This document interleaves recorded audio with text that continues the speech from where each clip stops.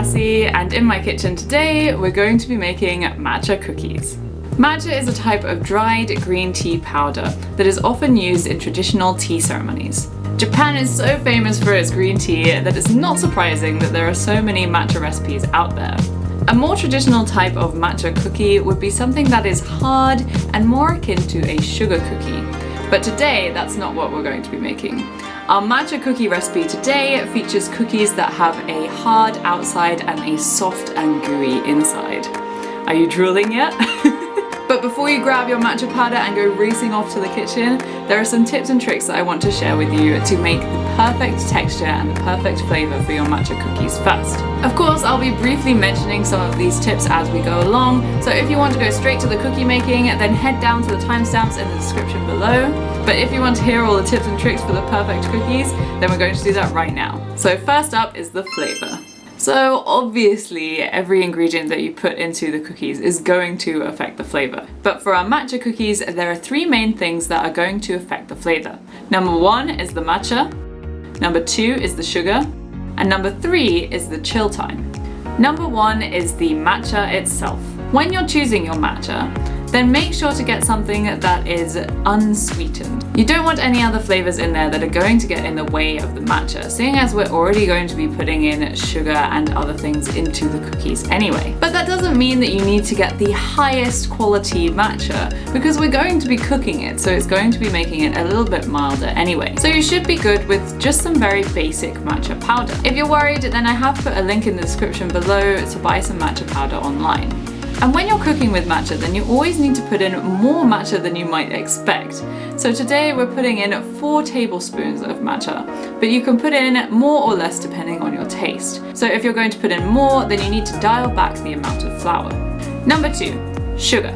Today we're going to be using a mix of light brown sugar and white granulated sugar. We use the white sugar to offset some of the bitterness of the matcha. And the reason that we're using light brown sugar is because I feel that the darker brown sugar somewhat overpowers the flavour of the matcha. However, if you want a more toffee and deep flavoured cookie, then you can omit the white sugar altogether and just go for a dark brown sugar. Number 3, chill time. This is something that I didn't realise about cookie dough, but apparently if you put cookie dough into the fridge for longer, you get a deeper flavour. So yesterday I made a batch of these cookies and I put one particular blob aside into the fridge. And this has been there overnight, so I'm going to cook that with the batch today and we're going to compare the flavours.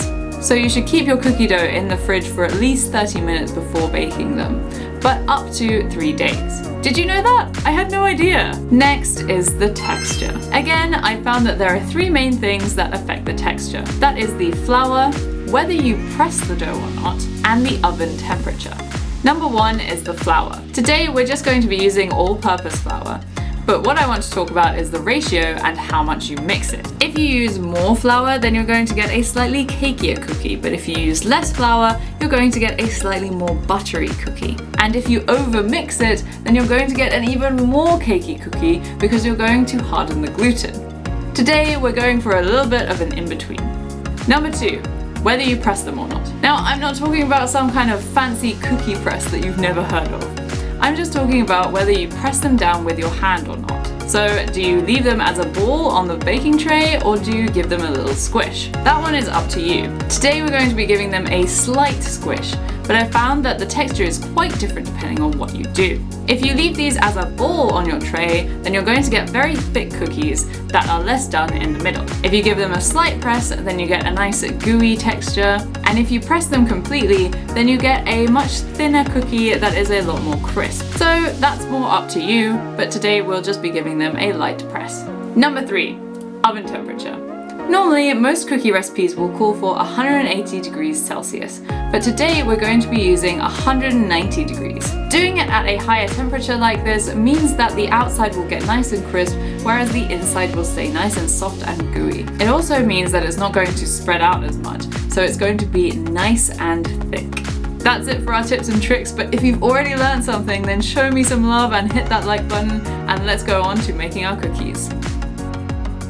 So for our matcha cookie recipe today, we're going to be using a mix of milk chocolate and white chocolate. Other than that, our ingredients are going to be fairly similar to that of normal cookies, and we're going to be using light brown sugar. But of course, we're going to be using the all-important matcha green tea powder. So first off, we're just going to start by melting our butter in the microwave.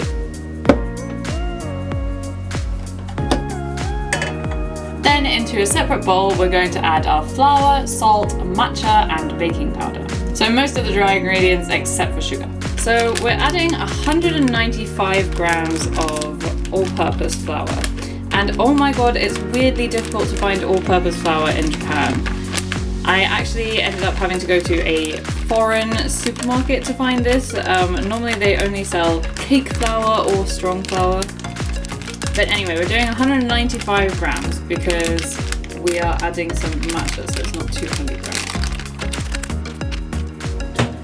And to the flour, we're just going to add a pinch of salt for taste. Pinch being about this much. Then we're going to add a teaspoon of baking powder. There's only about a teaspoon left in this little packet. So I'll just pop that whole thing in. And 4 tablespoons of matcha powder. As I said at the beginning, if you put in any less, then you're probably not going to really taste the matcha flavor. But even so, even at 4 tablespoons, then it's still kind of mild in my opinion, so you can put in more. 1, 2, oh, that's a generous one. What do you think? Should I just use all of that? There's like nothing left. Yeah, I'm just gonna go for it. I'm just gonna use that. Wow, so green. Let me just give you a shot of how green this is. Ta-da!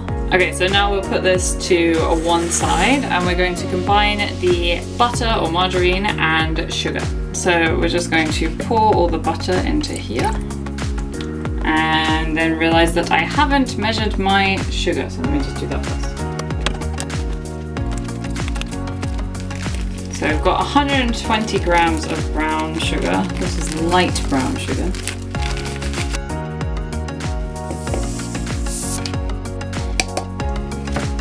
And then we also want 40 grams of white sugar. I'm always like mildly scared that I'm going to be using salt when I use Japanese sugar. I always just have to check. Okay, and then add the white sugar and brown sugar to the butter. And then at this point, we can also just add a little bit of vanilla. Just a few drops is fine. And then just whisk that up before adding the egg. Okay, so now that's kind of combined, we can add our egg. Okay, so that will be a nice sort of ribbony mixture. So now to our butter, egg, and sugar mixture, we're going to sift in all of the dry ingredients. And this is the point where we're not going to use a whisk anymore, we're going to use a spatula because we're just going to gently fold it in. Because if you do it too much, then as I said at the beginning, you're going to harden the gluten and make the cookies a lot more cakey. Is it just me or does everyone find these almost impossible to clean? Every time I'm like, have I got every little bit out? I don't know. Anyway, so now we're just going to sift in the dry ingredients. And also, if you haven't made cookies in a while, then you might be a little bit worried that this is really, really dry, but trust me, it's going to all come together very quickly. Oh, look at all that matcha goodness.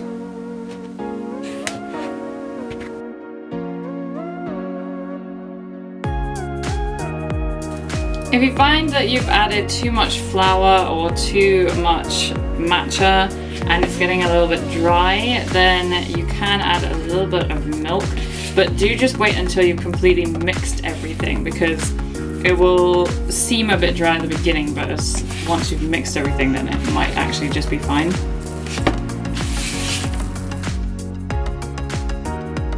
So as you can see, even though there was a lot of flour at the beginning, it's now like quite a buttery mixture.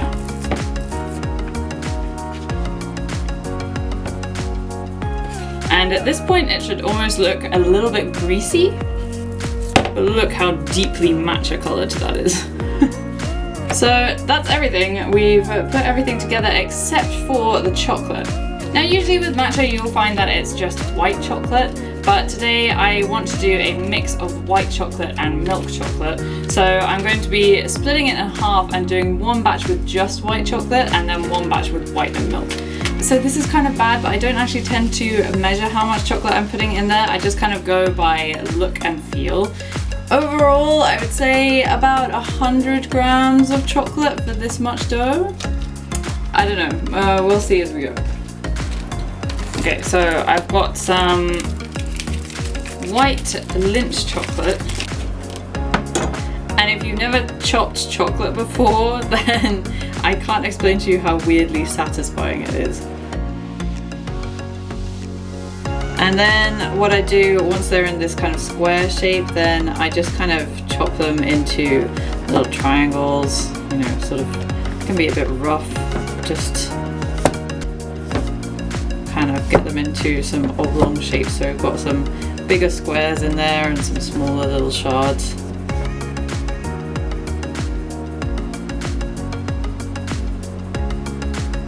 And then a little bit of milk chocolate to combine. So we've got some nice like smaller bits and then chunkier bits. I just kind of like that as like a little chocolatey surprise when you bite into your cookie. So now I'm just going to break this in half and then put white chocolate only in one half and milk chocolate and white chocolate in the other.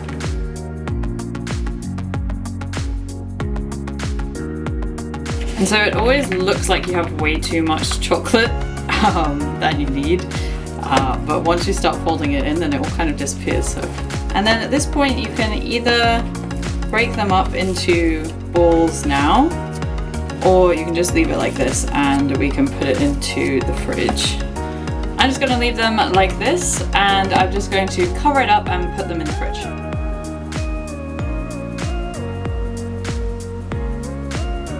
As per usual, I'm just covering this with bees wrap, but you could put it in a Tupperware if you want. So I've taken my dough out of the fridge and it's a kind of awkward weight. It's like 645 grams or something like that. So I'm just gonna add a sneaky extra 15 grams of chocolate to bring it up to 660. That way I can do 11 cookies at 60 grams. Sorry, it's not 12, but that's just how it worked out. Then that way they can all be even. I like to make them all even so that they cook evenly and so they're all the same size. So I'm just gonna add that chocolate and then let's get to it.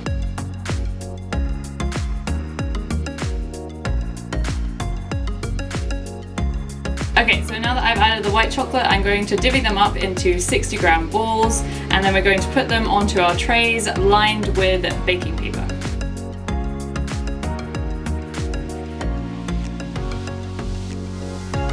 So once you've rolled them each into a ball and you've given them a little space in between each other on the tray, then you can just give them a little press with the palm of your hand.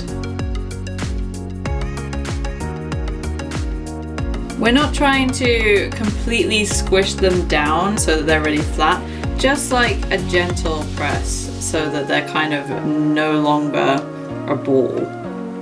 So they're kind of like a thick disc. Okay, and that reminds me I need to preheat my oven. Oh, and I almost forgot to put in my extra one that I left in the fridge overnight, so let's just get that one out. Okay, and I'm gonna just put this onto an extra piece of baking paper so that we know which one it is, and I'll just put that there. So I've preheated my oven at 190 degrees, and now I'm just going to put them all into the oven for 12 minutes. They can take anywhere between 10 and 15 minutes, and this will also depend on how big they are. But anyway, let's go put these in the oven.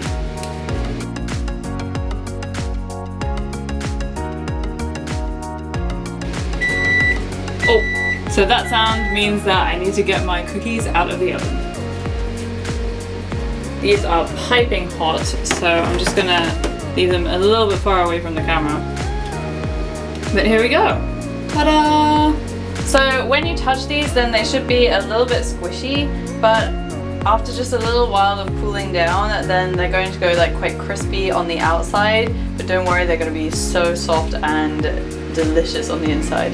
And then after about 2 minutes, we're going to move them onto a wire rack and then just let them cool down and see if you can avoid temptation of eating them straight away. These matcha cookies are chewy on the inside and crisp on the outside and taste just as good the next day. And to be honest, that extra one that I left in the fridge overnight did not taste really any different to the others, so I don't know how well that theory holds up. But you can be the judge and give it a go yourself. But that's it for today, so I'll see you next Sunday.